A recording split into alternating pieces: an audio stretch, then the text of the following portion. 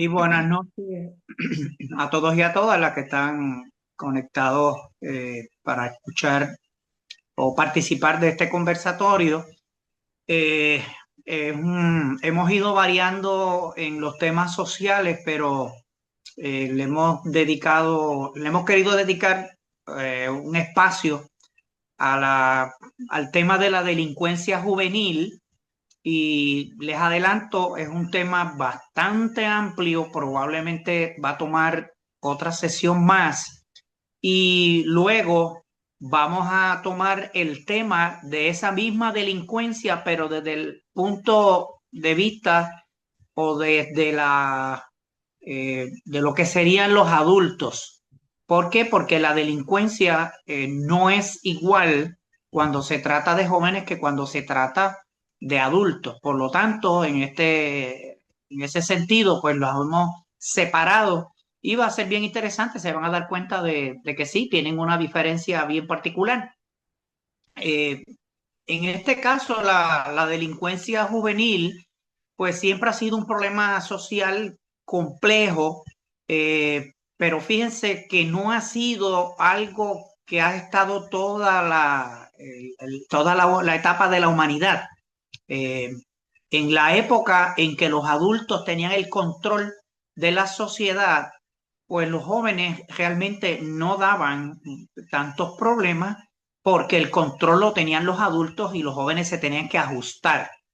Pero tan pronto vinieron las sociedades industrializadas, donde entonces los jóvenes tienen prácticamente el control social porque son los que marcan la moda, son los que marcan el paso de la tecnología y fueron los que primero comenzaron a habitar esas sociedades que se fueron formando alrededor de los grandes núcleos urbanos debido a las fábricas, porque eso viene después de la revolución industrial. Es decir, que había un complejo de fábricas y los jóvenes llegaban desde el campo y ahí se fueron formando los suburbios y demás, y ellos se trajeron entonces a esas ciudades a las personas mayores. Por lo tanto, el control en ese momento, quien lo tiene es la juventud y no la gente mayor. Por eso que ese problema es bastante contemporáneo, no siempre fue así. En prácticamente todos los países, independientemente de su nivel de desarrollo económico, pues existen jóvenes que se incorporan a actividades delictivas, como podemos mencionar el hurto, el robo, el escalamiento, el tráfico de drogas, la aportación ilegal de armas, el asesinato, las agresiones sexuales, el vandalismo, el fraude electrónico, que es una de los delitos nuevos, porque eso antes no estaba, y otras conductas que afectan profundamente a la convivencia social. Durante muchísimo tiempo se pensó, se especuló que la pobreza explicaba por sí sola el fenómeno de de la delincuencia juvenil, pero más tarde le empezaron a echar la culpa a la familia, luego se la echaron a la escuela, luego se la echaron a la radio, luego a la televisión, luego a la internet, luego a la música y más recientemente a los videojuegos y a la inteligencia artificial. Así que ha sido un problema que tiene más culpas que raíces en una ceiba. Sin embargo, las investigaciones modernas muestran que ninguna de esas variables considerada de manera aislada explica el problema, porque la delincuencia juvenil es el resultado de la interacción de numerosos factores que van desde lo biológico, lo psicológico, la familia, la cultura, la economía, aspectos educativos y obviamente aspectos espirituales. Desde la perspectiva espírita, este fenómeno adquiere una dimensión que es un poco más profunda. ¿Y por qué? Bueno, porque el joven no es una inteligencia que se creó al nacer. Para muchas personas sí, pero para nosotros no. Por lo tanto, es un espíritu inmortal que trae consigo una larga historia evolutiva. Son experiencias acumuladas a través de múltiples existencias, tendencias morales que ya han desarrollado en otras vidas y desafíos que deberá enfrentar durante su nueva encarnación. Esa afirmación no pretende justificar de ningún modo el delito, todo lo contrario. Lo que esto nos ayuda es a comprender que detrás de cada conducta existe un proceso mucho más complejo que el simple acto criminal. La filosofía espírita enseña que Dios no crea delincuentes. ¿Por qué? Mire qué complejo es esto. Si partimos de la premisa de lo que hay es una sola existencia y el aspecto biológico tiene que ver, como mucha gente cree, que es un eje principal, pues entonces tendríamos que concluir que Dios crea delincuentes. Pero, tomado en cuenta que nosotros visualizamos que detrás de ese ser hay otra existencia, pues entonces no vamos a llegar a esa conclusión. Dios lo que crea son espíritus simples e ignorantes en el momento que se crearon, destinados a la perfección. Algunos progresan más rápidamente, otros permanecen durante largo tiempo dominados por el orgullo, el egoísmo, la violencia y el abuso de la fuerza. Sin embargo, ninguno está condenado eternamente al mal. Todos, sin excepción, recorrerán algún día el camino del progreso. Comprender esa realidad transforma completamente la manera en que analizamos entonces el problema. Así que el delincuente deja de ser únicamente un enemigo de la sociedad para convertirse también en un enfermo moral, responsable de sus actos, porque tampoco los vamos a santujonear, pero necesitado de educación, de disciplina, de reparación y de transformación interior. Esa visión no elimina la necesidad de las leyes humanas. Al contrario, las fortalece porque la sociedad tiene el derecho y el deber de protegerse y no porque nosotros tengamos esa identificación, tengamos esa afinidad con el joven delincuente, no quiere decir que vamos a tolerar todo lo que hagan. Por lo tanto, también tiene la obligación moral la sociedad de ofrecer caminos reales para la regeneración del individuo. ¿Qué entendemos por delincuencia juvenil? Cuando hablamos de delincuencia juvenil, solemos imaginar inmediatamente pandillas, pandillas armadas, narcotráfico o asesinatos. Sin embargo, la delincuencia juvenil comprende un conjunto mucho más amplio de conductas contrarias a la ley, que van desde pequeños hurtos hasta delitos extremadamente graves. Puede manifestarse mediante robo de vehículos, apropiación ilegal de bienes, asalto, vandalismo, incendios. ¿Cuántos incendios ahora en esta época de sequía no tienen que estar trabajando los bomberos? Y son provocados muchas veces. Agresiones físicas, homicidios, delitos sexuales, venta y distribución de drogas, tráfico de armas, fraude electrónico, extorsión, participación en organizaciones criminales. O sea que hay una gran gama de diferentes delitos que están vinculados a nuestros jóvenes. No todos los jóvenes que realizan estas conductas llegan a convertirse en delincuentes habituales. La criminología distingue entre quienes delinquen ocasionalmente y aquellos que desarrollan una verdadera carrera criminal. Esta diferencia resulta fundamental porque muchos adolescentes cometen una conducta ilegal impulsados por la presión de grupo, a que no te atreves, a que tú no lo haces, tú eres un gallina, tú eres una cobarde, hay que hacer tal cosa. Otros por la curiosidad, déjame ver qué se siente hacer esto, o la inmadurez.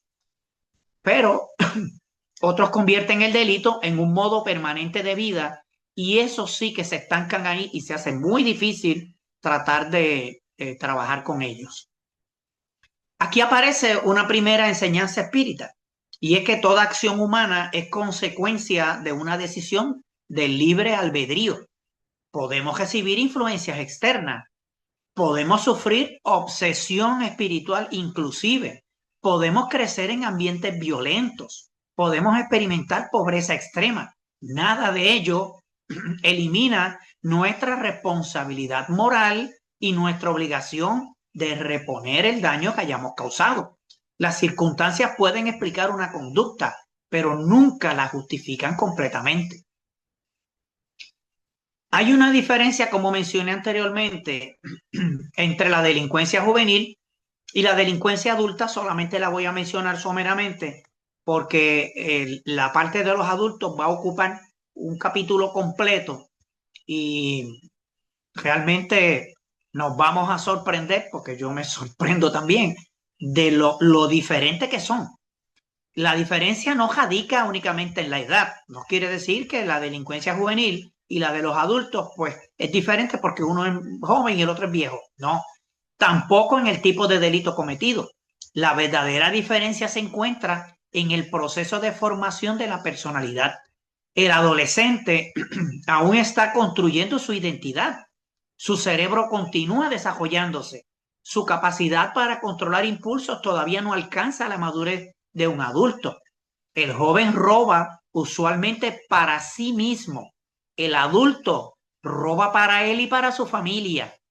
Su percepción del riesgo en el caso de los jóvenes suele ser menor. Y todo eso explica por qué muchos jóvenes participan en conductas extremadamente peligrosas sin valorar adecuadamente las consecuencias. Ahora, desde la óptica espírita existe otra diferencia igualmente importante, y es que el espíritu reencarnado atraviesa durante la infancia y la adolescencia un periodo de readaptación al mundo físico. Durante esos años, el espíritu aún conserva cierta plasticidad moral. ¿Y con qué se come eso? Las tendencias negativas pueden corregirse con mayor facilidad mediante una adecuada educación moral porque está formando todavía su carácter. Por eso Kardec insistía tanto en la importancia de la educación moral durante la infancia, porque está más plástica. ¿Qué cometen? ¿Faltas o delitos? Bueno, muchos ordenamientos jurídicos, en específico el de Puerto Rico, pero en otros países probablemente sea igual, establecen diferencias entre las conductas cometidas por menores y las que realizan los adultos. En ocasiones se utilizan términos como faltas, actos infractores, conductas antisociales, reservando la palabra delito para quienes ya alcanzaron determinada edad. Y eso, pues, puede parecer un prejuicio, pero de donde emana eso es que todavía se asume que esa persona no está en control de todos sus capacidades y sus instintos porque su personalidad está en formación. Por lo tanto, es a partir de cierta edad que empieza a consentir cuando son ciertas cosas y en otros casos que empieza a discriminar.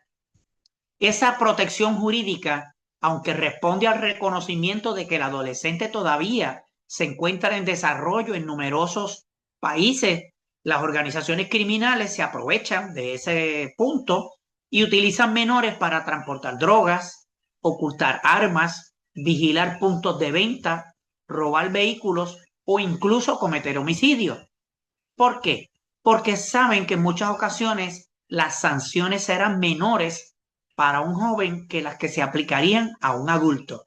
Por eso es que parte de esa delincuencia juvenil está ocurriendo por patrocinio y de una manera coordinada por los delincuentes adultos. De esa manera, el menor termina siendo doblemente víctima, víctima de su propia decisión y víctima de adultos que manipulan su inmadurez para proteger sus propios intereses. Desde la perspectiva espírita, el adulto que utiliza a un menor como instrumento del delito adquiere una responsabilidad moral todavía mayor. No solo responde por sus propios actos, sino que también responde por haber contribuido conscientemente a desviar el camino evolutivo de otro espíritu. ¿Cuándo comienza realmente esa conducta de delincuencia?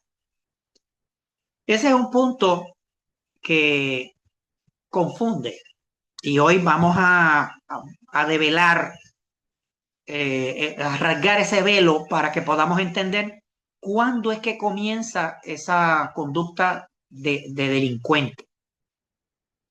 Si vamos a hacer un análisis somero, podemos decir, pues, que sí, la delincuencia comienza cuando una persona roba, otros dirán cuando mata, otros dirán cuando vende droga, pero la delincuencia comienza mucho, mucho, mucho antes.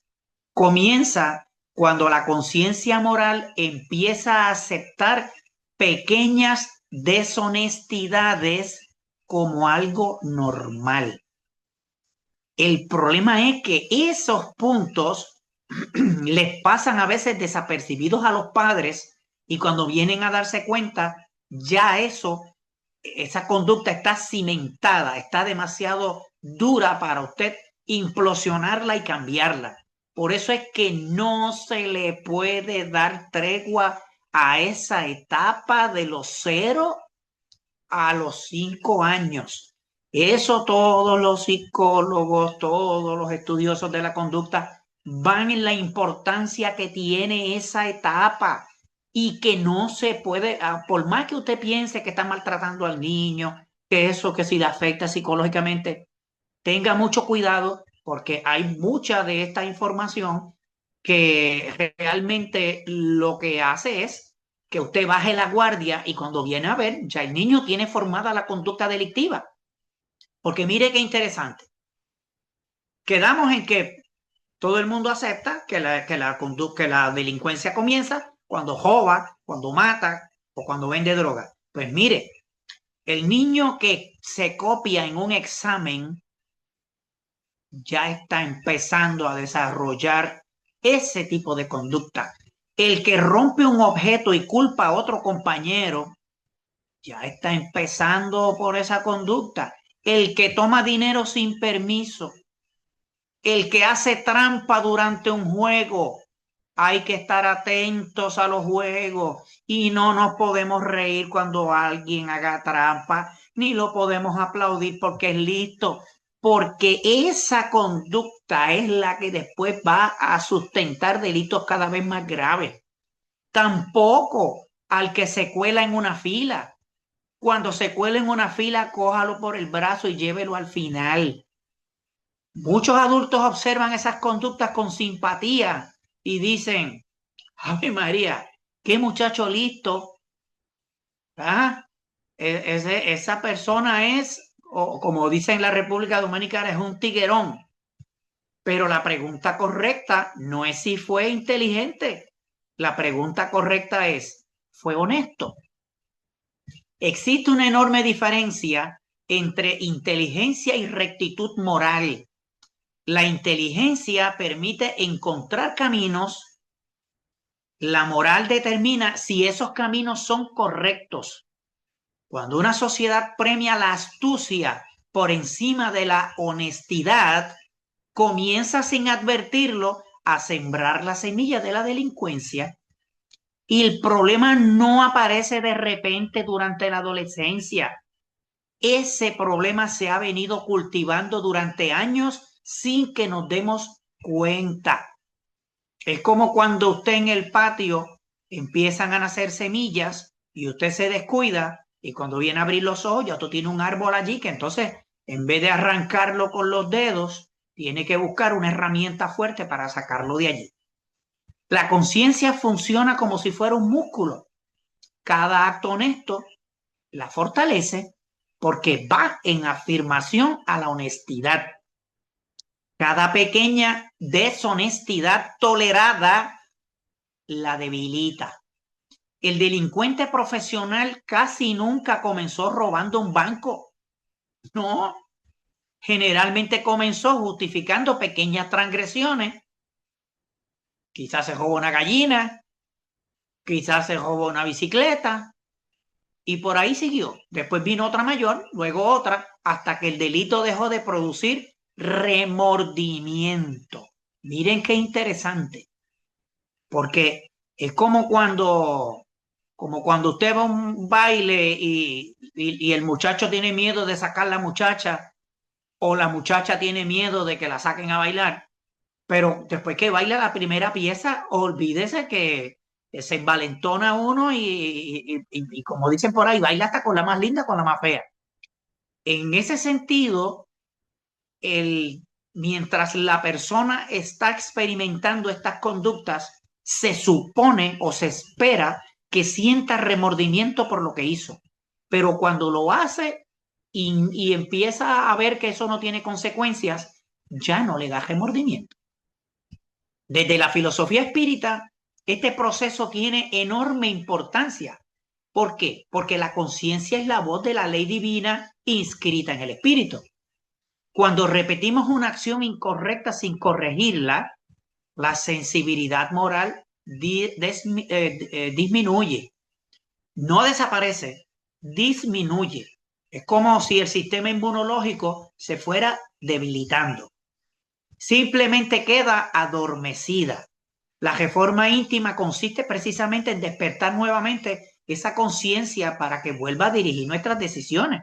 Por ello, la verdadera prevención de la delincuencia no comienza en los tribunales ni en las cárceles. Ya es muy tarde. Ya es muy tarde. No es en los tribunales ni en las cárceles. Por eso, si fuéramos a evaluar todo ese operativo de trabajo social que hay en el Departamento de la Familia, en el caso de Puerto Rico y en otras agencias hermanas en algunos países de América, pues probablemente pudieran hacer mejor servicio si estuvieran trabajando esa conducta en el inicio, en esos grados elementales, donde los niños empiezan a ver parte de estas cosas como normales y todo el mundo las tolera, cuando en realidad lo que está es programando el cerebro para tolerar la deshonestidad, para premiar la listería y todo ese tipo de cosas. Así que ese problema no se puede atajar en el tribunal ni en las cárceles. Hay que comenzar en el hogar, luego continúa en la escuela y, ¿por qué no? También hay que trabajarla los que van a la iglesia o los que van a los grupos filosóficos de diferente orden, porque tenemos que estar claros. En los centros espíritas no hay cama para tanta gente, ni todo el mundo va a los centros espíritas, por lo tanto, hay que reconocer el trabajo que se supone que realicen estos grupos moralizadores, que yo no sé por qué le llaman de fe, porque la fe no resuelve nada. Lo que debiera resolver es que sirvan para moralizar. De hecho, yo a veces me da pena porque yo voy a un programa, yo participo de un programa radial y pues tengo que darle su golpe de vez en cuando, porque esa es la deficiencia que yo le veo, que todo es fe y fe y fe y fe y fe, pero es que con fe usted no resuelve el problema. Usted necesita moralizar, moralizar, moralizar. Así que el ejemplo cotidiano es fundamental en ese hogar, en esa escuela, en esa iglesia, en ese centro espírita, y alcanza su plenitud cuando el individuo comprende que toda acción tiene consecuencias, no solo ante la ley humana, sino también ante la ley divina. Así que ese niño pues tiene que de alguna manera recibir la consecuencia de su conducta para que desde bien niño sepa que cuando algo incorrecto se hace, no voy a tener el juguete, no me van a premiar con el helado, no me van a premiar llevándome al cine, voy a estar castigado posiblemente en mi habitación. O sea, que haya esa conducta desde bien temprano, porque se está programando ese cerebro para saber que sus acciones tienen consecuencias.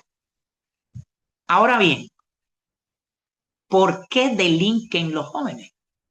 Pues, si saben que eso trae tanto problema, ¿qué es lo que los mueve a eso? Pues hubo épocas en que se creyó que el delincuente nacía con características físicas identificables y que pues si usted tenía el mentón de una forma o qué sé yo qué, pues eso, pues más tarde se afirmó que la pobreza era la causal del crimen, que era que los pobrecitos que venían de esas barriadas, de la favela, pues eso automáticamente los movía y que esa era la escuela del crimen. Posteriormente se dijo que no era eso, que el problema era la familia, que eran los hogares disfuncionales, que eran los hogares donde no estaba presente la figura paterna, etcétera. Después se le echó la culpa a la escuela, ¿no? Que era que la escuela no tenía recursos, que no tenía tecnología, que no había asistencia de psicólogos y trabajadores sociales. Después es que el problema eran las drogas, que desde bien temprano estaban creando problemas por ahí. Más tarde era la televisión, y como decían en Camuy, que esa era la caja del diablo, y ahí en que las llevaban a la plaza allí para quemarlas y después terminaron poniendo una antena para transmitir los cultos a través de la televisión. Para usted ver cómo se contradicen estos grupos. Y más recientemente se le está echando la culpa a los videojuegos, porque hay videojuegos que son sumamente violentos. Pero como esto no para, ahora es la inteligencia artificial que le está dando malos consejos y qué sé yo qué. La cuestión es que siempre ha estado moviéndose la culpa de un lado para otro, pero sabemos que las respuestas a esas preguntas están incompletas porque no obedece a una causa última, única, sino que podríamos imaginarnos una balanza y en un lado se acumulan los factores protectores y en el otro los factores de riesgo. Cuando los factores protectores de esa conducta predominan durante largo tiempo, aumenta considerablemente, parezcan conductas antisociales. Por lo tanto, hablamos de probabilidad, no de inevitabilidad. Miles de jóvenes crecen en condiciones bien difíciles y sin embargo jamás delinquen. Si, si eso fuera de ahí, pues yo me imagino que en África, en estos pueblos que están aislados y que hay unas pobrezas terribles, pues allí no habría ni un solo ser que tenga algún grado moral, porque todos son pobres. Por tanto, ese factor puede ser un detonante, uno de los detonantes, pero no único factor. En otros casos, vemos que jóvenes que disfrutan de hogares estables, con abundantes recursos económicos, donde sus padres son incluso profesionales en campos que los pueden orientar, terminan formando parte del crimen organizado. Así que ningún factor explica por sí solo el problema. La ciencia ha demostrado que el cerebro humano continúa madurando aproximadamente hasta los 25 años. Así que el de nosotros, pues posiblemente maduró y ya está en proceso de descomponerse. Me preocupa eso, pero vamos a ver. La región encargada del juicio y la planificación, el control de los impulsos y la evaluación de consecuencias es, miren qué casualidad, una de las últimas en completar su desarrollo. Mientras tanto, las áreas relacionadas con la búsqueda de emociones, el placer inmediato y la recompensa funcionan con mucha intensidad a corta edad. Eso explica por qué el adolescente suele decir, no pensé en las consecuencias. Y podríamos especular a qué se puede deber eso.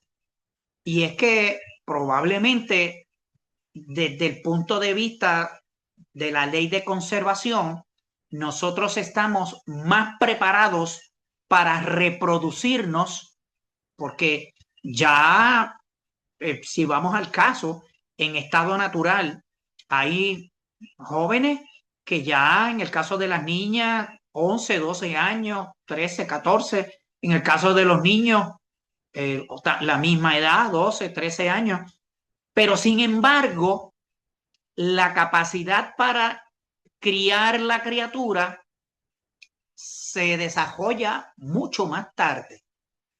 ¿Por qué? Porque en estado natural lo que se supone que operara ahí sería el instinto, porque no podemos pensar que una gata espera tener varias ovulaciones y tener qué sé yo cuántos años de experiencia para entonces parir gatitos. Ella trae ya impresa en sí el programa de lo que tiene que hacer y su instinto ya le dice qué es lo que tiene que hacer. Y eso ocurre en todos los animales, incluyendo en nosotros. Por eso, aunque esa niña tenga la cría, en estado natural se supone que sepa hacer lo que tiene que hacer. ¿qué ocurre? Que como ya ese instinto se ha ido sustituyendo por el raciocinio, pues cuando usted lo va a racionalizar, la racionalización no le va a decir exactamente lo que tiene que hacer, porque eso depende de un montón de factores, que algún día hablaremos de ese tema. Así que en ese caso, lo que primero se desarrolla es esa parte física, por eso esos jóvenes tienen la capacidad de, pues, de tener hijos, tener noviazgo, convivir, etcétera, etcétera, etcétera. Y esa otra parte, que es ese juicio con el que tienen que evaluar qué van a hacer con esa cría, qué van a hacer con esa pareja, qué van a hacer con la oportunidad que tiene de robar, si necesita dinero, etcétera. Eso se desarrolla después. Desde la perspectiva espírita, eso adquiere un significado muy interesante. Y es que el espíritu posee la inteligencia. Uno de los factores más poderosos en la delincuencia juvenil, para nuestra sorpresa, no es necesariamente el dinero, es la aceptación. Todo ser humano necesita sentirse parte de un grupo. Y esa conducta tiene su origen en la naturaleza del ser gregario, no gregorio, del ser gregario, lo que a su vez dio origen a la civilización. O sea, el ser humano tiene espiritualmente esa necesidad de estar junto a otro. Y eso es lo que nos lleva a que tengamos ese compartir y que se haya creado o se haya desarrollado las comunidades, la civilización en general. Cuando la familia no ofrece ese sentido de pertenencia, el adolescente comienza a buscarlo inconscientemente en otros lugares. Algunas veces lo encuentra en el deporte, otras veces lo encuentra en la música, en organizaciones religiosas, en actividades artísticas, pero también puede encontrarlo en una pandilla. La pandilla le ofrece exactamente lo que muchas veces no encontró en su hogar, que es una identidad. La familia sustituta recibe protección, reconocimiento, respeto y poder, aunque ese poder sea completamente ilusorio, pero la organización criminal sabe explotar perfectamente esa necesidad y no recluta solamente delincuentes, recluta jóvenes solitarios. Por eso es que hay que tener mucho cuidado, porque esa conducta puede en un momento dado degenerar en un problema social serio. Otro elemento que pocas veces se discute, que es que los jóvenes no siempre aspiran a ganar ese dinero, sino que también, además de ser aceptados, necesitan ser admirados. Aquí aparece un fenómeno extraordinariamente peligroso. Cuando una sociedad comienza a admirar al delincuente exitoso, deja de admirar al hombre honrado.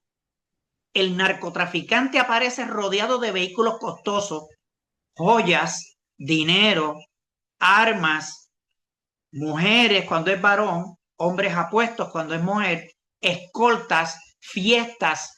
En cambio, el agricultor trabaja 12 horas diarias bajo el sol. Por eso, el maestro que dedica décadas a formar generaciones y los científicos pasan años investigando. Sin embargo, ninguno recibe el reconocimiento social que muchas veces obtiene el criminal. Y en eso sí que es verdad que a veces nosotros también caemos en eso. Cuando, cuando la juventud observa y aprende, no aprende únicamente mediante la educación formal, aprende observando aquello que la sociedad premia y hacia allá se dirige, porque después de todo es como si fuera el camino del éxito que delimita la misma sociedad. Otro factor menos estudiado también es la ausencia de un propósito. Cuando un joven no encuentra un motivo superior para vivir, cualquier camino parece aceptable. El trabajo pierde valor. El estudio parece inútil. El esfuerzo deja de tener sentido. Entonces surge la tentación del dinero fácil, no porque sea más rentable, sino porque ofrece una identidad inmediata. Desde la filosofía espírita, ese vacío posee una explicación profunda. Y es que todo espíritu necesita avanzar, necesita construir, necesita servir. Cuando desconoce el verdadero propósito de la existencia, intenta llenar ese vacío mediante el placer, el poder o la dominación sobre los demás, pero ninguno de esos caminos logra satisfacer permanentemente las necesidades del espíritu inmortal. Ahora, el verdadero culpable detrás de todo este asunto y que hace tiempo la filosofía lo ha identificado es el egoísmo. La filosofía espírita afirma repetidamente que el mayor obstáculo para el progreso humano es el egoísmo. No es la pobreza, no es la ignorancia, no es la violencia, es el egoísmo. ¿Pero por qué? Porque de él es que nacen casi todos los demás vicios. El orgullo, la codicia, la ambición desmedida, la corrupción, la explotación, la violencia, el homicidio, el fraude, el robo, la corrupción política y la que no es política. Todos tienen un elemento común, que es la incapacidad de reconocer el derecho ajeno que tanto Juárez decía. Respeto al derecho ajeno es la paz. El delincuente piensa exclusivamente en satisfacer sus propios deseos. No considera el sacrificio realizado por la víctima. No piensa en el padre que trabajó años para comprar el automóvil que acaba de ser robado. No piensa en la anciana que despoja de sus ahorros. No piensa en el comerciante cuya pequeña empresa fue saqueada. Solo existe él o ella y su deseo inmediato. Precisamente eso constituye egoísmo. No es simplemente pensar en uno mismo, es vivir como si únicamente existieran nuestros propios intereses. Desde el punto de vista espírita, el egoísmo representa una etapa evolutiva que es todavía muy primitiva. En ese caso, como etapa a ser superada, en los primeros periodos de la evolución espiritual predomina el instinto de conservación. El individuo lucha por sobrevivir, protege exclusivamente lo suyo, pero a medida que progresa, comienza a descubrir algo extraordinario, que es que el bienestar propio depende también del bienestar colectivo. Esa solidaridad deja entonces de ser un sacrificio y se convierte en una necesidad natural. El delincuente no suele adaptarse bien a la vida social. ¿Por qué? Porque todavía continúa viviendo psicológicamente bajo la ley del más fuerte. Su lógica es semejante a la de ciertos animales territoriales. Lo que desea, lo toma, y lo que le estorba, lo elimina. Lo que no puede obtener mediante el trabajo, intenta conseguirlo mediante la fuerza. En cierto sentido, todavía no comprende plenamente el contrato social, moral, que hace posible la civilización. Por eso solo toma de ese contrato lo que le conviene a sus intereses. Es decir, no está listo para vivir en sociedad, por lo que termina en la cárcel. Así que algunos de estos espíritus parecen más aptos para una existencia nómada y aislada, donde ellos pueden hacer lo que les dé la gana, que para una convivencia basada en normas de cooperación.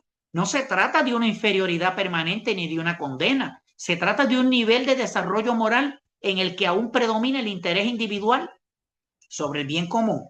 Y ese precisamente es el desafío educativo del espiritismo, que es ayudar al ser humano a pasar del egoísmo a la fraternidad, de la apropiación al servicio y de la violencia a la cooperación. Antes de que un niño conozca la escuela, la policía o los tribunales, conoce un lugar mucho más importante, que es su hogar. ¿Y en qué se parece el hogar a esas cosas que mencionamos, a esas instituciones? Bueno, el hogar es una escuela porque ahí se aprende. En el lugar me custodian y me vigilan como si fuera la policía. Y en el hogar me juzgan porque me dicen esto está bien, esto está mal, este es el castigo por lo que hiciste. Pues un tribunal. Así que el hogar tiene los mismos perfiles de la escuela, la policía y los tribunales. Allí recibe las primeras lecciones sobre lo que está bien y lo que está mal, no mediante discursos, sino observando el comportamiento cotidiano de los adultos que los rodean. La ciencia del aprendizaje ha demostrado que los niños imitan mucho más de lo que obedecen. Repito, imitan mucho más de lo que obedecen. Aprenden viendo cómo actúan sus padres, sus abuelos y las personas que admiran. Si el hogar se respeta, si en el hogar se respeta la verdad, el trabajo y la palabra empeñada, el niño incorpora esos valores con naturalidad. Si por el contrario, presencia engaño, violencia o desprecio por las normas, también aprende esas conductas y concluye que son aceptables. Desde nuestra perspectiva, ese aprendizaje adquiere un significado más profundo, y es que el espíritu encarnado trae consigo tendencias, virtudes, defectos adquiridos en existencias anteriores, pero durante la infancia esas tendencias pueden fortalecerse o corregirse. Por eso el hogar constituye la oportunidad providencial para orientar el espíritu hacia el bien, y la responsabilidad de los padres como espíritus encarnados que aceptaron ese espíritu encarnante en su hogar y que tienen la responsabilidad de guiarlo es bien seria. No pueden dormirse en los laureles. No todos los niños llegan al mundo con las mismas inclinaciones.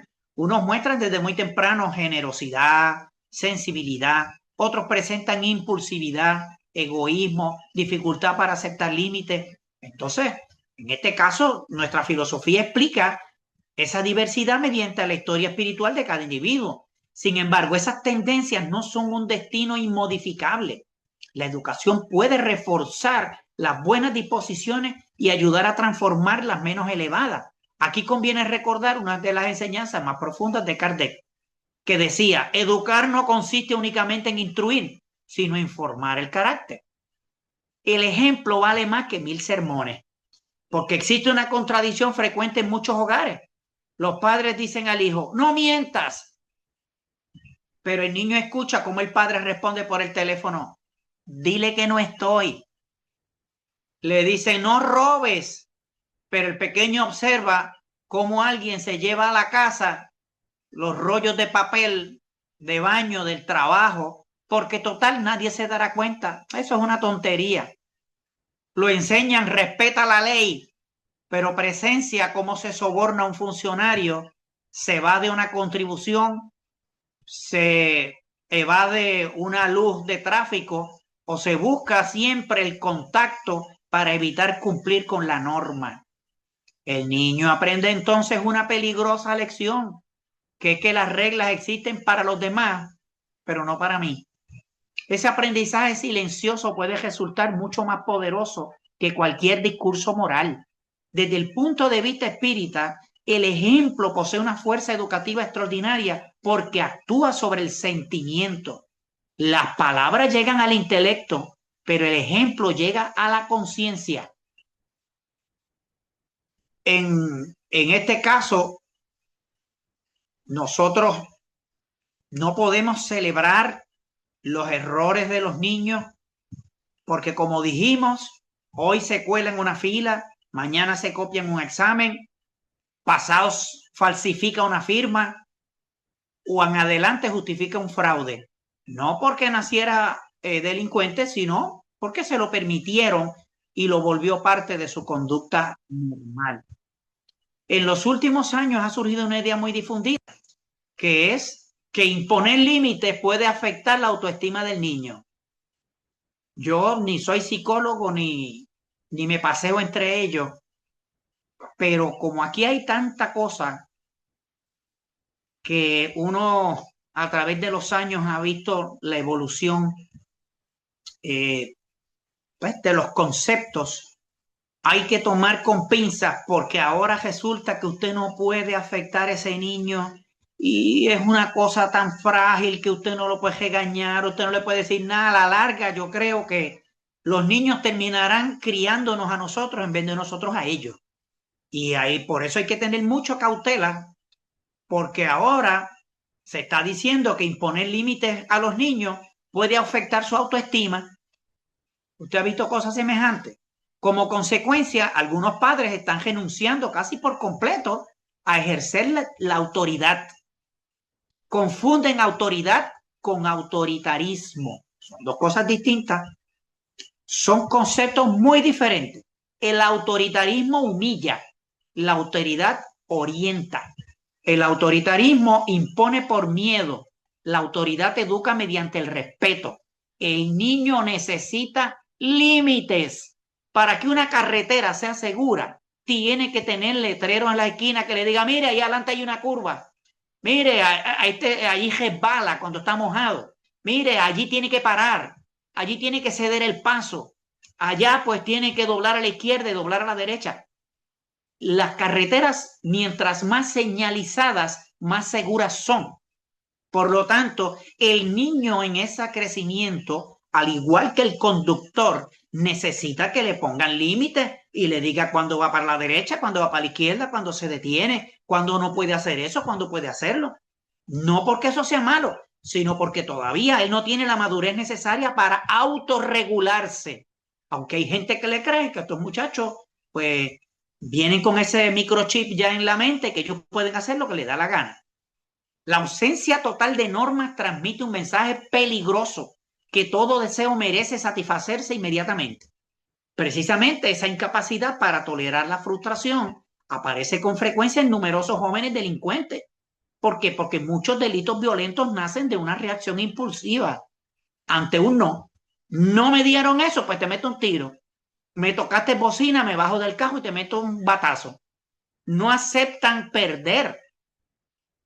¿Cómo es eso? No aceptan esperar, no aceptan que otros tengan derechos iguales a los suyos y eso los desorienta. Existe otra enseñanza que muchas veces se ha debilitado y es el trabajo. El trabajo no constituye únicamente un medio para ganar dinero. El trabajo es mucho más que eso. El trabajo es una escuela moral porque trabajar enseña esfuerzo, paciencia, responsabilidad, respeto por el sacrificio ajeno. No puede ser que el niño quiera tener una mascota, pero para que papá y mamá se la alimenten, se la bañen, la atiendan, mientras él solo disfruta la parte agradable de jugar con ella. Ahí empieza el problema, porque el perro no es para él. Ah, sí, es para que él juegue. Pero entonces, ya que tú juegas, eso conlleva un compromiso que lo tienes que cuidar, lo tienes que bañar y si posible, hágale un documento como si fuera un contrato, si sabe leer, para que firme. Léete todas las cláusulas a las que te estás comprometiendo. Si tú tienes un perro, tienes que sacarlo a que haga sus necesidades. Tienes que cambiarle el papel donde él duerme. Tienes que estar pendiente que tenga agua. Tienes que estar pendiente que coma. Tienes que estar pendiente de sus vacunas y de sus cosas y de tener todas. Si tú no estás dispuesto a eso, no lo puedes tener. ¿Por qué? Porque si usted se lo compra y él solamente va a jugar y usted es el que le pone, usted le jalta y usted lo carga para allá, ¿qué mensaje está llevando? Bueno, yo tengo la parte fácil y la parte difícil la tiene otro. A la larga, no es algo parecido cuando encarga un hijo y solamente está pendiente del placer de engendrarlo y después no está dispuesto a asumir la responsabilidad que un hijo conlleva. Pues esas cosas se nos pasan por debajo del radar, pero no pueden ocurrir. Así que cuando un joven nunca experimenta el esfuerzo necesario para obtener algo, difícilmente comprenderá el valor de aquello que pertenece a otros. Entonces aparece una idea extremadamente peligrosa. ¿Para qué trabajar si puedo obtenerlo robando? Detrás de esa pregunta no existe únicamente ambición, existe una profunda incapacidad para valorar el trabajo humano. Quien roba un automóvil suele pensar en el vehículo, no piensa en los años de trabajo que permitieron comprarlo. Quien asalta un comercio piensa en el dinero, no piensa en las madrugadas, las deudas y los sacrificios de ese comerciante. En otras palabras, el egoísmo le impide percibir la historia humana que existe detrás de cada bien material. Durante mucho tiempo se pensaba que la escuela era para leer, escribir, sumar y gestar. Más tarde le añadieron ciencias, idiomas, informática, múltiples disciplinas. Todo ello es importante, pero surge una pregunta inevitable. ¿Puede una sociedad sobrevivir si forma excelentes profesionales que carecen de principios éticos? Hoy hablaba yo en programa de la emisora y me decían de los ñames con corbata. Y yo le decía, bueno, en aquel tiempo lo que se refería a eso era una persona que no tenía la preparación académica, pero le daba un cargo. Pero el problema es que ahora no es, el problema no es que no tienen la preparación académica. El grueso de los funcionarios que ocupan posiciones en el gobierno vienen de la empresa privada y son unas estrellas en la empresa privada. Traen unos currículos vitae y unos resumés que meten miedo de todo lo que saben en la empresa privada y allá funciona muy bien. ¿Qué es lo que le pasa cuando llegan al gobierno? ¿Por qué no pueden transferir esa capacidad que traen de allá? Porque si fuera que es que no tienen la capacidad, pero no, la tienen, porque si están probados, es que la parte solidaria que implica el servicio público, esa es la que no pueden entender. Allá le dan servicio a los clientes de la empresa, pero acá no están conscientes de la abuelita que necesita que le llegue agua, o del señor que está enfermo que necesita que la electricidad esté allá, o de que le arreglen la carretera. Así que un ingeniero deshonesto puede construir un puente defectuoso. Un médico sin escrúpulos puede lucrarse del dolor ajeno. Un abogado corrupto puede vender la justicia. Un científico inmoral puede imponer su inteligencia al servicio de la destrucción. El conocimiento por sí solo no garantiza el progreso moral. El espiritismo insiste en esta idea desde sus comienzos. La verdadera educación es la del espíritu. No basta desarrollar la inteligencia, es necesario desarrollar el sentimiento. La delincuencia organizada ofrece un ejemplo muy claro. Muchos narcotraficantes poseen extraordinarias capacidades administrativas. ¿O es que ustedes piensan que los narcotraficantes son personas que se colgaron en la escuela y que no tienen destreza? Yo lo dudo que sea una persona de esas que fracasaron en las clases de matemáticas, porque los narcotraficantes planifican, y para planificar hay que usar de las destrezas más elevadas del conocimiento. Invierten, lavan fortunas, organizan rutas internacionales, lavan dinero, administran enormes recursos. No son personas incapaces, al contrario, poseen una inteligencia notable. El problema no reside en la falta de inteligencia, reside en la ausencia de principios morales que orienten esa inteligencia hacia el bien. Esa observación resulta fundamental porque no necesitamos únicamente jóvenes más inteligentes, lo que necesitamos son jóvenes moralmente mejores. Así que esa asociación que había entre la falta de conocimiento y la delincuencia, como que hay que revisarla. La deserción escolar constituye uno de los factores de riesgo más estudiados, porque abandonar la escuela no convierte automáticamente a un joven en delincuente, pero sí reduce sus oportunidades de empleo, etcétera, y le deja muchas horas libres que pueden ser ocupadas por influencias negativas. Eh, si ese espacio lo llena con un entrenador deportivo, con un maestro de música o con una comunidad religiosa, el riesgo disminuye. Ahora, si lo llena con una pandilla, el panorama cambia completamente. ¿Cuántas horas al día un estudiante dedica a aprender matemáticas? ¿Cuántas a ciencias? ¿Cuántas a idiomas?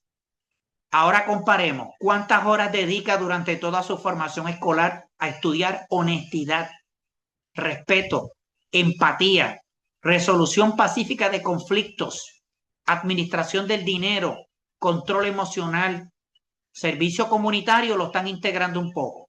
Probablemente muy pocas, y sin embargo son precisamente esas habilidades las que determinarán en gran medida su conducta futura como ciudadano. En este caso, vivimos en una época que es extraordinaria. Un adolescente puede acceder desde su teléfono móvil a prácticamente todo el conocimiento acumulado por la humanidad, pero también puede acceder con la misma facilidad a la violencia extrema, la pornografía, el fraude, las apuestas ilegales, la manipulación, la propaganda criminal. Nunca antes la humanidad había tenido tanto conocimiento disponible y nunca había sido tan urgente enseñar discernimiento. No basta con preguntar cuánto sabe ese joven. La pregunta verdaderamente importante es, ¿qué hará con lo que sabe? No es cuánto sabe, ¿Qué se espera que haga con lo que sabe? Desde la filosofía espírita, la inteligencia es un instrumento del progreso, pero solo alcanza su verdadero propósito cuando se pone al servicio del bien. Sin educación moral, el conocimiento puede convertirse en una herramienta para perfeccionar el delito en lugar de perfeccionar al ser humano. Muchas veces se piensa que tenemos, estoy mirando aquí de rapidito, ¿ok?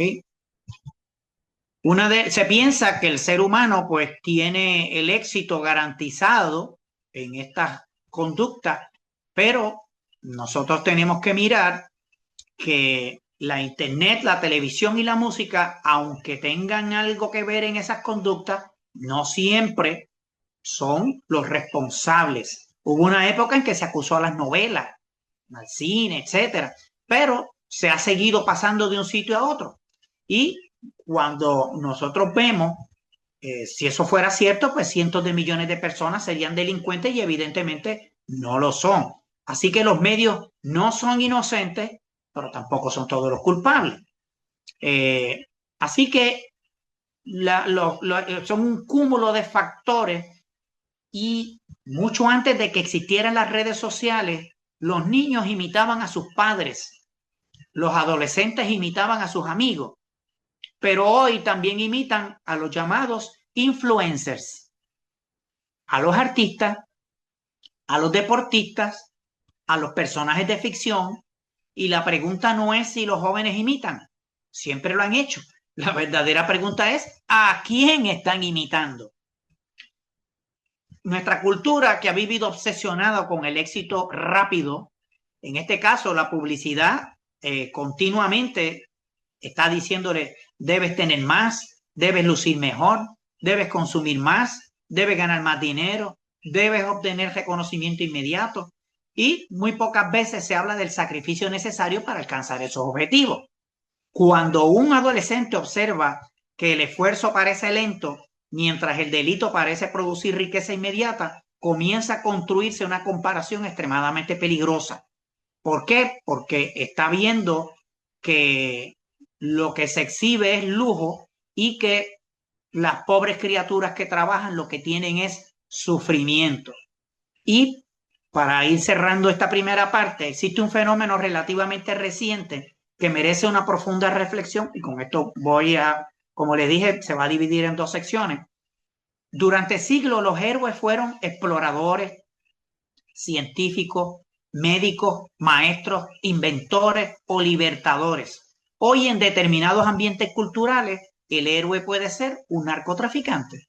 No porque represente valores admirables, sino porque simboliza riqueza, poder y desafío a la autoridad en películas, series, canciones, documentales, libros y redes sociales. O sea, quien ha glorificado a estos personajes no han sido los jóvenes, ha sido la misma sociedad procurando vender películas que han hecho héroes de estas sabandijas.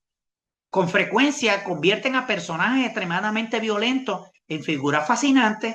Es más, con frecuencia convierten a estas personas casi en familia de uno, porque uno los recibe todos los días en la casa y ya uno se siente amigo de Pablo Escobar y del Chapo, y uno que es más, al verlo todos los días, uno le echa una taza más a la cafetera por si acaso ofrecerle una tacita de café.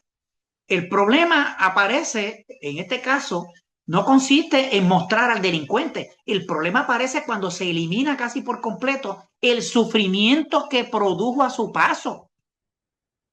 ¿Qué es lo que enfocan de ese delincuente? Muestran los automóviles, pero no presentan las familias destruidas.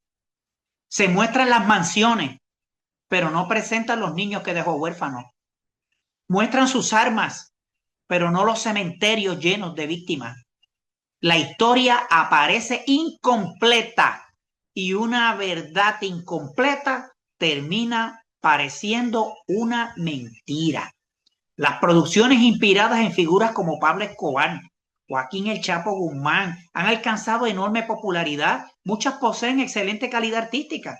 Estamos analizando su valor cinematográfico, estamos analizando su impacto cultural Cuando un adolescente observa durante decenas de horas de su vida la vida de un narcotraficante, puede ocurrir un fenómeno psicológico conocido como familiarización, que fue lo que mencioné. El personaje deja de ser simplemente un criminal, se convierte en alguien conocido, incluso comprensible. En algunos casos le cogen pena y en otros casos llegan a admirarlo.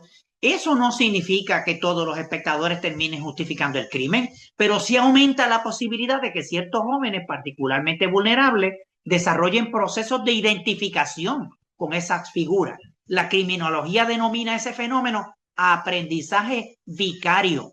Aprendemos observando la conducta de otros, especialmente cuando esa conducta parece recompensada.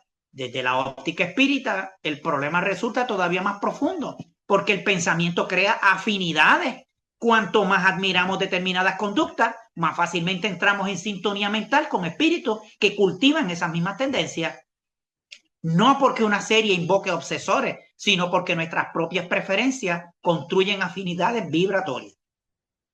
Hasta ahí voy a cerrar porque estamos cortos de tiempo, entramos en el conversatorio y luego pues se nos quedaron la música y otros elementos más que podemos cubrir. Adelante ya. Sí, perdón, Iris del Pozo, desde hace un rato había pedido un turno. Iris, el micrófono es tuyo. Gracias. Bueno, qué importante todos los puntos que mencionaste, ¿no? Este último de la vibración creo que es algo fundamental que sí tenemos que considerar. Pero a ver, yo me preguntaba, hablabas al principio de el problema de la aceptación y que esto se origina obviamente en el seno familiar. Me pregunto, que tiene mucho que ver en la delincuencia y en toda esta formación el asunto de las drogas, ¿no? Me estoy un poco sorprendida de que últimamente me he enterado acá en México de algunas familias tienen problemas con sus adolescentes de 11, 12 años que se están cortando con navajas las manos, el cuerpo, y que se mandan fotos y se retroalimentan en esta destrucción. Entonces, esto parte, digamos, de alguna manera de alguna descomposición en la familia. Me pareció muy grave esto por un lado. Por el otro, en las primarias vendiendo los niños droga en sobrecitos. Y los niños queriendo, como bien dijiste, tenemos ya muy familiarizadas los personajes eh, como Pablo Escobar, como el Chapo, como el Mocha Orejas, como tantos personajes, los tenemos ya como dentro de la casa, ¿no? Casi, casi. Y entonces muchos niños quieren ser narcos. ¿Por qué esto? De los que conozco cercanos, tiene que ver con la pobreza, con que el papá maltrata a la mamá, este, con que hay, la violencia intrafamiliar y el asunto del el desinterés o la falta de conocimiento para la formación dentro del hogar, ¿no? Yo me acuerdo, como bien dijiste en un principio, yo recuerdo en mi niñez se obedecía y en la niñez de mis papás era de que te guste o no y la disciplina y la autoridad se aplicaba y te quedabas quieto y aceptabas. Cuando yo fui niña podías opinar, nada más opinar, pero tenías que hacer lo que te pedían. Y esto fue como increciendo de una manera impresionante hasta que eh, ya el niño de 14 años llama la atención a la mamá de por qué no ha llegado, igual que lo hace el papá macho, ¿no? En fin, lo dejo por ahí nada más ya. Pero sí me preocupa esto que tiene que ver con las drogas o con este tipo de actitudes que vienen siendo como un estímulo, esto de cortarse, por ejemplo, ¿no?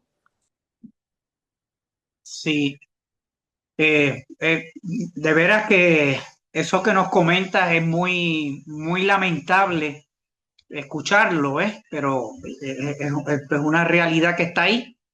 En un momento dado, después que terminemos esta parte de la delincuencia, vamos a entrar en algún momento a la parte social para dedicarle un tiempo al hogar, porque nosotros pues no tenemos otra opción que hacer el señalamiento porque no tenemos la capacidad de transformar eso de la noche a la mañana.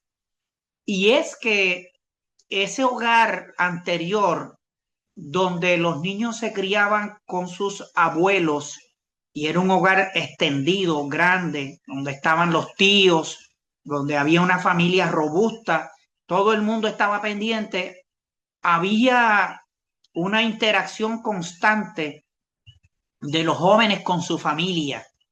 En estos momentos, en la sociedad industrial, y por eso hacemos hincapié en que esa sociedad industrial ha tenido sus ventajas en el sentido de que ha permitido que económicamente hayamos podido mejorar y podamos tener acceso a mayores recursos económicos para diferentes cosas. Y tenemos progreso y tenemos comodidad en la casa y demás. Pero esa sociedad fue diseñada por los industriales.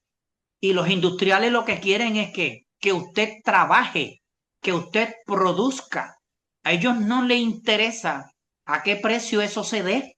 Y por eso los pocos beneficios que han podido obtener los trabajadores ha sido con enfrentamientos en las líneas de piquete por los sindicatos, porque a la buena nunca se los dieron. No se los dieron porque no lo pensaron ni les interesaba eso.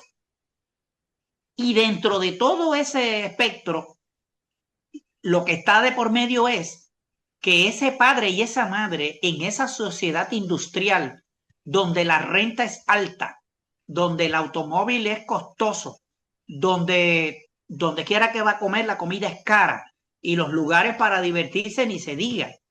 Pues entonces ese papá y esa mamá pasan tan poco tiempo con ese niño que el niño entonces está al cuidado de la televisión, de los videojuegos y de todas estas cosas que están ahí y que bajo una supervisión adecuada es posible que funcionen bien, pero el problema es cuando no funcionan bien, cuando están solos, cuando nadie los supervisa ni los regula.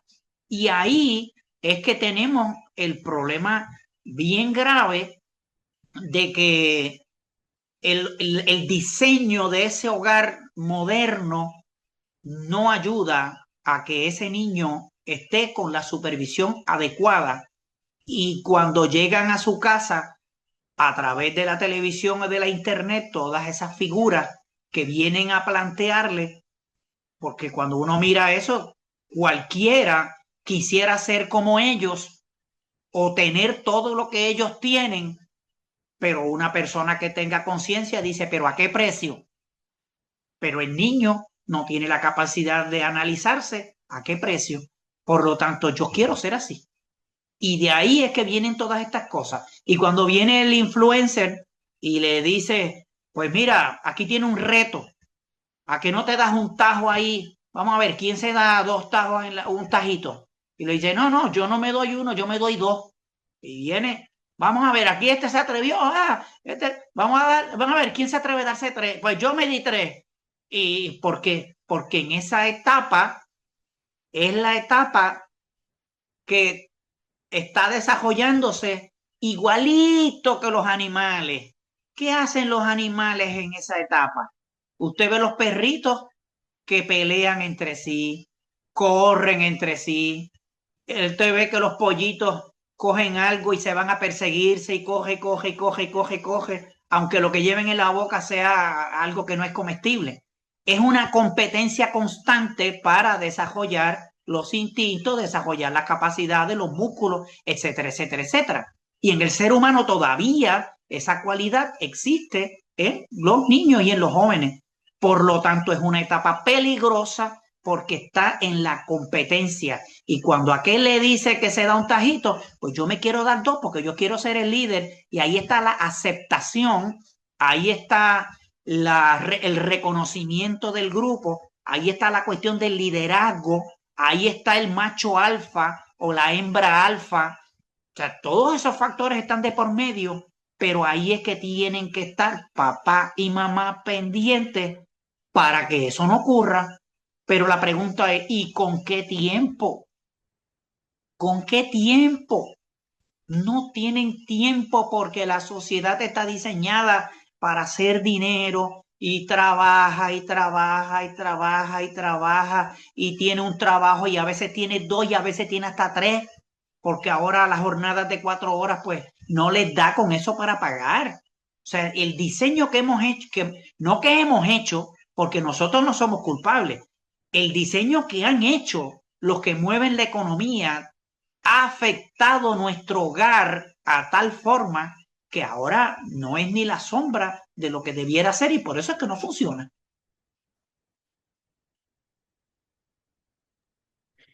Gregorio, eh, yo trabajé 37 años para el sistema de tribunales en Puerto Rico y nada lejos de lo que tú estás expresando y manifestando de la realidad de las cosas. Y esta forma del hogar, ¿no? De donde debe de nacer ese sentido de responsabilidad, de respeto, eso se ha ido perdiendo desde los adultos, como muy bien lo dijiste. El problema de la aceptación es otro asunto. Y la capacidad intelectual que tienen estos hombres y estas mujeres para cometer delitos, para delinquir, es extraordinaria, porque no tiene nada que ver con asuntos económicos ni ninguna de las otras cosas que mencionaste anteriormente. Están ahí, radican en en esa base de la familia, ¿no? Y es increíble cómo tienen la capacidad, ¿no? Porque son inteligentes. Porque para poder mover un narcotráfico que llega desde, en tiempos anteriores, desde Medellín y se mueve por todo el Caribe hasta llegar a nuestra isla, hay que ser bien capaz, hay que ser bien inteligente para poderlo lograr. Y yo vi ese tipo de casos en Arecibo. Y de verdad que esta clase me, me, me conmueve por la realidad que trae. Tenemos a Juan en turno. Si quieres reflexionar sobre lo que yo acabo de decir, pues adelante. Sí, una de las cosas que más nos choca es que quienes menos se benefician de esa actividad son los que producen la droga, porque esos pobres agricultores tienen unas cuotas asignadas para producirla en sus fincas por allá en el monte, en la selva, y a veces pagan con su vida. Y sin embargo, los que la consumen y la mercadean dentro del territorio nacional son los que nunca aparecen en las estadísticas. Por eso cuando el presidente de Colombia le contestó al presidente de Estados Unidos, le dijo, no, los narcotraficantes no son mis agricultores que producen la coca aquí, son sus vecinos en Mar-a-Lago, allá en la Florida, porque son los que mueven la economía. Así que esto no es un negocio de personas ignorantes, de personas analfabetas.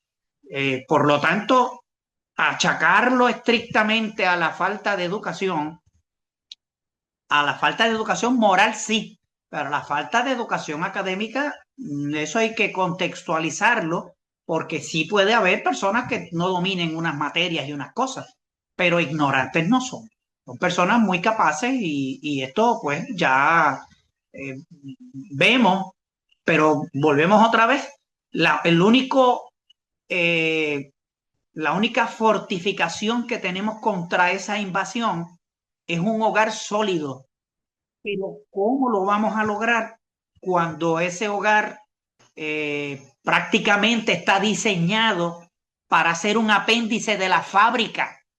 Ahí es que está el problema. El hogar es un apéndice de la fábrica. Cuando el hogar era agrícola, se trabajaban las horas que fuera, pero había un tiempo para compartir, había unos espacios, pero este hogar de ahora, ahí no hay descanso. Las reuniones familiares casi son inexistentes y es todo el tiempo y trabaja y trabaja y trabaja y trabaja y está diseñado hacia la explotación de la fuerza laboral y eso tiene unas consecuencias sobre el hogar que vamos a tratar oportunamente porque se me ocurrió en el momento que estaba contestando la pregunta anterior, cuando Iris hizo la pregunta, de que sí hay que analizar ese hogar, porque aquí estamos trayendo unas consecuencias, pero vamos del efecto a la causa.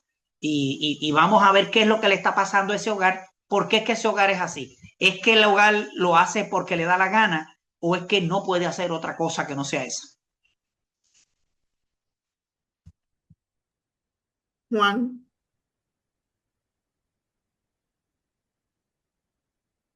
Ok, buenas noches. Mira, como siempre, bien agradecido por la participación de Gregorio. Y una de las cosas que me impresionó fue el planteamiento que hace Iris sobre la situación de los niños mutilándose, cortándose. He tenido la oportunidad de conocer a varias personas, algunos de ellos que ya no son niños y que hasta el momento en que dejé de verlos, eh, periódicamente se cortaban, se mutilaban, ya fuera en los brazos, en los muslos en ocasiones, a tal grado de que ya en los hospitales los conocían. Y en algún sitio una de estas personas me dijo que hasta se negaron a, a atenderlo. Y cuando yo le pregunté a esta persona en particular por qué lo hacía, me dijo, es que yo siento un gran placer cuando hago esto porque siento que es una de las pocas cosas que puedo controlar en mi vida. Y me parece que eso que me dijo esa persona con una honestidad que me pasmó, ha sido reforzado por otras lecturas que he hecho sobre esta misma situación donde los niños se mutilan.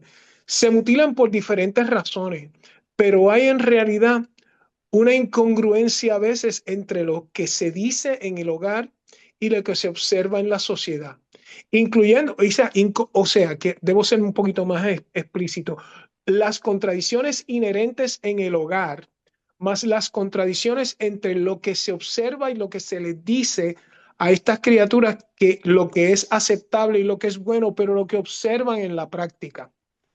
Y es una cosa que tiende esa incongruencia desespera, aunque no lo puedan poner en palabras de esa forma, y se mutilan, o sea, no solamente cortándose, personas que se queman con cigarrillos o con encendedores, porque en última instancia, y estoy diciendo esto ¿verdad? Por mi experiencia directa con ellos, pero puede ser que para otros haya otros tipos de motivos, pero en última instancia lo que están sintiendo es que el consuelo de sentir de que eso es algo que pueden controlar en su vida.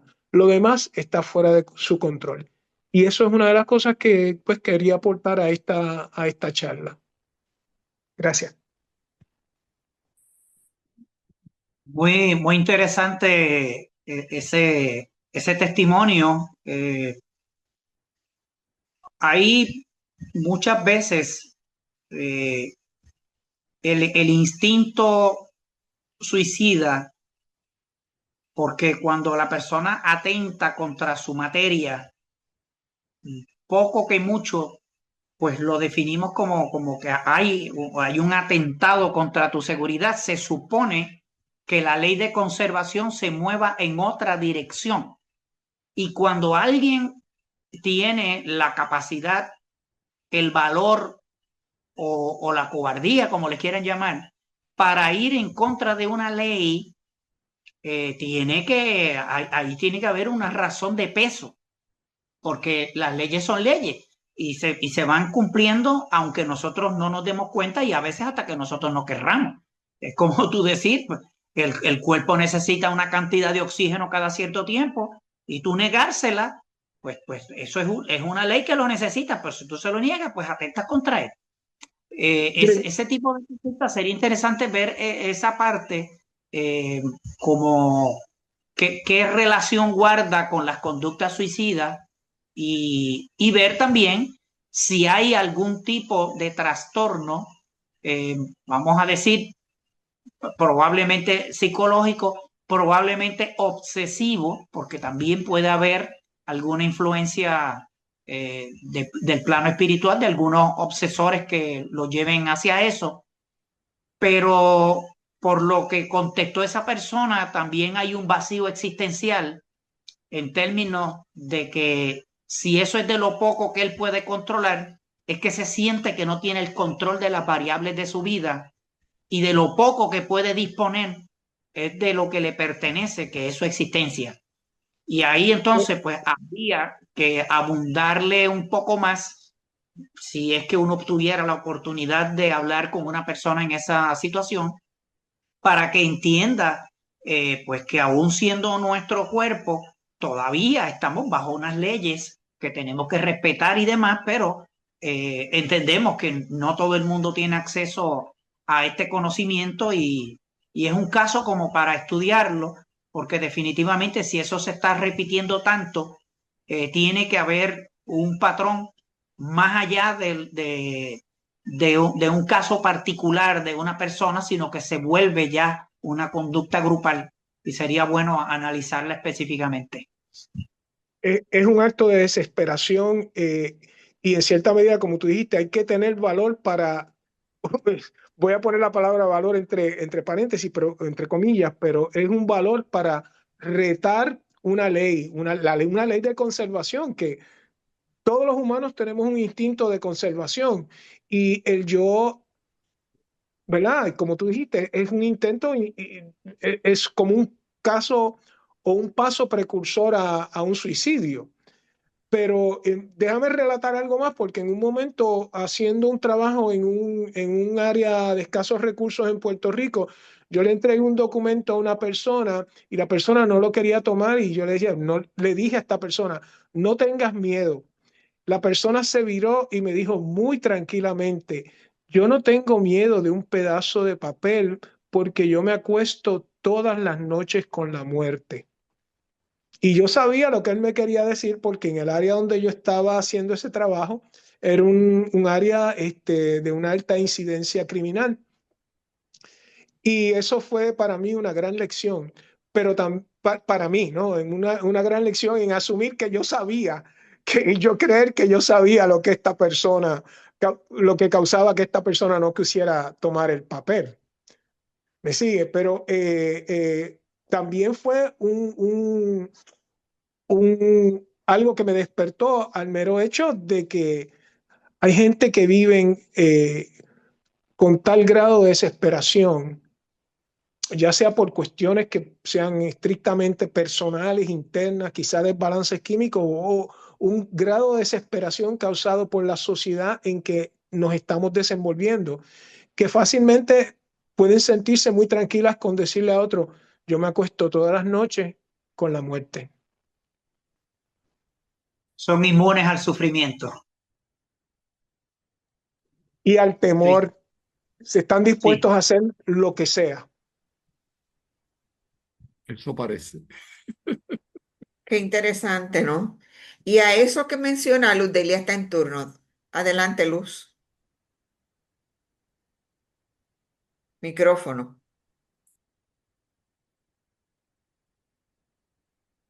Sí, buenas noches a todos. Buenas noches. Gregorio, antes que nada, gracias por la clase que nos has dado hoy. Eh, Me he quedado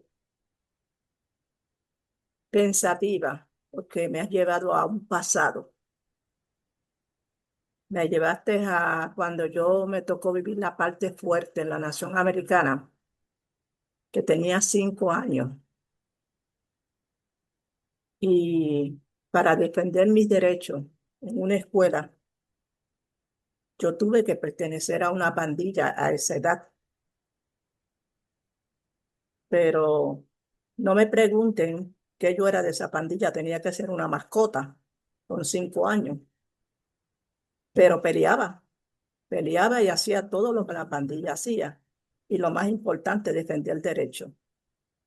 Pero cuando analizo la conferencia de hoy, me percato de algo bien importante que se habló en esa conferencia, que era la ausencia de, de sentirse la persona, el niño, sentirse amado, sentirse protegido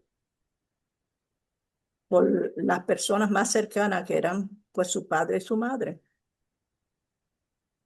Claro, cuando cambio de ambiente, que llego con mis abuelos, con mi abuelo, porque era la segunda esposa de mi abuelo, mi madrastra, la que me crió. Ahí también había carencia de amor, por diferentes formas, ¿verdad? Que he analizado, pero quiero ser breve, porque el reloj nos traiciona. Pero lo más importante fue que, y se lo agradezco eternamente, me vigilaron de cerca. Sabían que yo traía un espíritu demasiado fuerte en esta existencia. Eso lo pudo ver mi abuelo. Y gracias a él, pues llegué a ser hoy lo que soy. Y aprendí eh, lo que es la moral, lo que es el respeto, todo lo que soy hoy en día, se lo agradezco a esa crianza de mi abuelo. Aunque hubo carencia de amor, porque la gente de antes, pues confundía que dar amor era enseñarle al niño a ser irrespetuoso. Hasta ahí llego. Gracias. Muchas gracias. Creo que tu testimonio es tan contundente que no tengo nada que añadir porque evidencia que sí, que los puntos que se han traído van por esa línea y lo importante que es uno, pues, sentirse parte de un grupo. Porque en el caso de Puerto Rico, pues como todo el mundo venía del mismo barrio y los papás de nosotros eran compadres entre sí unos con otros, no había ese miedo, al contrario, nos cuidábamos unos a otros. Pero cuando empezaron a llegar los primeros inmigrantes que eran habían nacido en Estados Unidos, pero eran puertorriqueños que vinieron para acá, pues esos muchachos tenían miedo como lo tenían allá en los barrios y se traen esa costumbre acá y empiezan a formar gangas para protegerse yo no sé de quién, porque no había necesidad de eso. Y uno, pues como eso estaba de moda, también se metía en esos líos. Pero las de acá eran de juego, las de allá eran de verdad, porque si no se protegían, como habían tantos grupos étnicos, pues había la tendencia a la violencia y a alguno dominar sobre otro, y fue una época bien hostil, bien difícil. Cuando los puertorriqueños llegaron allá, fueron lágrimas de sangre. Yo creo que los que impulsaron esa emigración tienen una deuda enorme con esta sociedad porque lo que ocurrió en Nueva York, en ese Bronx y en otros lugares, fue muy sufrido. Yo creo que por más películas que se hagan, se quedan cortas al lado de lo que pasaron nuestros hermanos allá, como las han pasado también los hermanos mexicanos que emigran a Estados Unidos y que a veces pues son tratados de otra forma y que se les llama inmigrantes a la gente de California cuando son nacidos y, y son los originarios de esa zona, pero pues hay cosas y hay cosas. Adelante, Yo, Ivette. buenas noches. Yo quisiera decir algo. También yo pienso que cuando los padres se divorcian o trabajan los dos, no atienden a los hijos como deben, aunque sea inconsciente. Y entonces también suceden esas cosas, ya sea el alcoholismo, la drogadicción o la delincuencia. Esa es mi opinión. Gracias. Sí. Así mismo es.